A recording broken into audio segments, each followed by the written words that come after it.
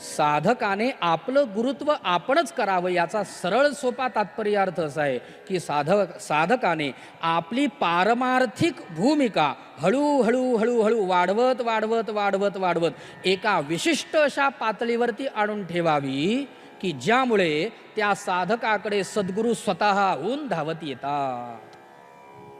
आणि ते सद्गुरू आपल्यापर्यंत येण्याकरिता म्हणून साधकाने आपलं गुरुत्व आपण करावं आणि आपली पारमार्थिक भूमिका वाढवून वाढवून अशी विशिष्ट पातळी गाठावी की सद्गुरू आपल्याकडे स्वतःहून आले पाहिजेत. लक्षात घ्या, येणारा आपल्याकडे स्वतःहून येणारा सद्गुरू आहे आणि या सद्गुरूच्या प्राप्तीकरिता आपल्याला मिळवायचे आहेत ते, साधायचे आहेत ते गुरु आहेत. लक्षात घ्या.